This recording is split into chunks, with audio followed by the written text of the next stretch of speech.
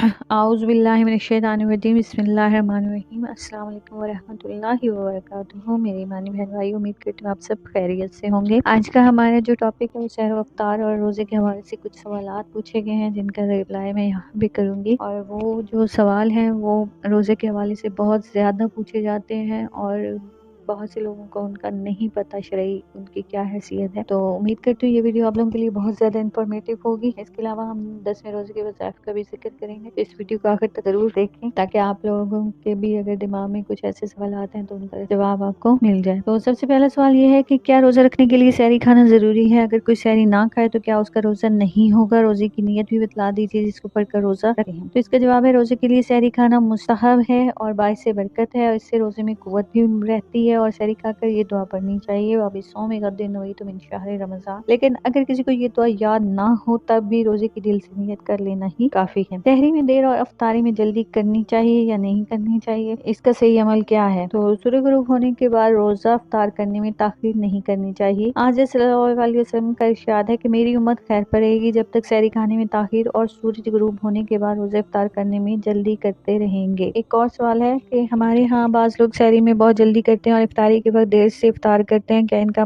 یہ عمل صحیح ہے؟ اس کا جواب ہے کہ سورج غروب ہونے کے بعد روزہ افطار کرنے میں تاخیر نہیں کرنی چاہیے۔ حضرت صلی اللہ علیہ وسلم کا ارشاد ہے کہ میری امت خیر پر رہے گی جب تک سحری کھانے میں تاخیر اور سورج غروب ہونے کے بعد روزہ افطار کرنے میں جلدی کرتی رہیں گے۔ ایک اور حدیث میں ہے کہ لوگ ہمیشہ خیر پر رہیں گے جب تک کہ روزہ افطار کرنے میں جلدی کریں گے۔ ایک اور حدیث بھی ہے کہ اللہ تعالیٰ فرماتے ہیں کہ مجھے اپنے بندوں میں سے وہ لوگ زیادہ محبوب ہیں جو افطار میں جلدی کرتے ہیں۔ ایک اور حدیث ہے کہ دین ہمیشہ غالب رہے گا جب تک کہ لوگ افطار میں جلدی کریں گے، کیونکہ یہود و نصارہ تاخیر کرتے تھے، مگر یہ ضروری ہے کہ سورج کے غروب ہو جانے کا یقین ہو جائے تب روزہ کھولنا چاہیے۔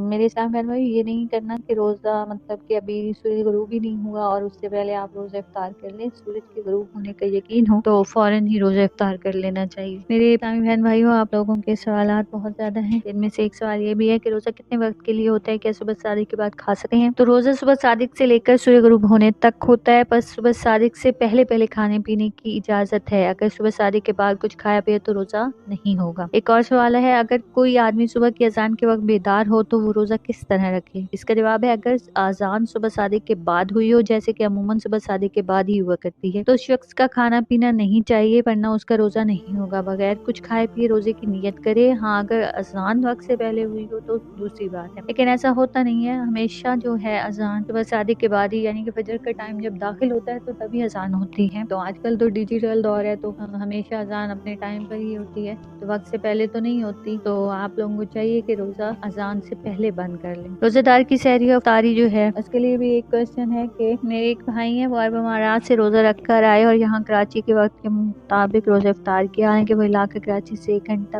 پیچھے۔ اس طرح انہوں نے 1 گھنٹہ پہلے روزہ افطار کر لیا۔ روزہ کا افطار صحیح ہوا کہ غلط؟ اگر غلط ہوا تو کیا روزے کی قضا ہوگی؟ اصل تو یہ ہے کہ روزہ رکھنے اور افطار کرنے میں اس جگہ کا اعتبار ہے جہاں آدمی روزہ رکھے اور افطار کرتے وقت موجود ہو۔ بس جو شخص عرب ممالک سے روزہ رکھ کر پاکستان آئے گا تو وہ اپنے پاکستان میں جس جگہ پہ وہ ہوگا اس وقت کے حساب سے وہ روزہ افطار کرے گا، ٹھیک ہے؟ تو اس کو وہ ٹائم دیکھنا ہوگا کہ اب جہاں پہ مطلب اگر وہ کراچی میں ہے، لاہور میں ہے، اسلام آباد میں ہے، پشاور میں ہے، تو ہر جگہ کا روزے یعنی کہ سحر و افطار کا ٹائم علیحدہ علیحدہ ہر شہر کا، تو وہ اپنے شہر کے حوالے سے جو بھی ٹائم ہوگا وہ دیکھ کے روزہ افطار کریں گے۔ کوسچن جو پوچھے گئے تھے ان کا یہ رپلائی میں نے کیا ہے۔ اس کے علاوہ باقی کچھ بہت سارے مطلب موضوعات ہیں جن پہ انشاءاللہ اگلے دنوں میں بھی ویڈیوز میں بناتی رہوں گی۔ تو اب ہم 10ویں روزے کے وظائف کا ذکر کریں گے۔ بعد از نماز فجر پنجم کلمہ 70 مرتبہ پڑھنا ہے۔ بعد از نماز ظہر دعائے قرب 17 مرتبہ پڑھنی ہے۔ بعد از نماز عصر دعائے جمیلہ 3 مرتبہ پڑھیں۔ بعد از نماز مغرب دعائے نجات 40 مرتبہ پڑھیں، اور بعد از نماز عشاء سورہ یاسین 1 مرتبہ پڑھیں۔ تو امید کرتی ہوں کہ یہ جو وظائف میں نے آپ کو بتائے ہیں یہ پڑھ کر آپ اپنی زندگی میں بہت زیادہ برکتیں اور رحمتیں سمیٹیں گے۔ جو بہت زیادہ پوچھے جانے والے کوسچنز ہیں سحری اور افطاری کے حوالے سے، تو میں امید کرتی ہوں کہ ان آئے ہیں ان کو سن کر آپ لوگوں کے کافی سارے مسائل حل ہو گئے ہوں گے۔ تو امید کرتی ہوں کہ یہ ویڈیو آپ لوگوں کے لیے بہت انفارمیٹیو رہی ہوگی۔ اس ویڈیو کو لائک کریں، شیئر کریں، کمنٹس کریں، اور میرے چینل کو سبسکرائب کر دیں تاکہ ڈیلی بیسس پر رمضان کے حوالے سے آنے والی ویڈیوز اور وظائف آپ کو ملتے رہیں۔ اپنا بہت خیال رکھیں، دعاؤں میں یاد رکھیں۔ اللہ حافظ۔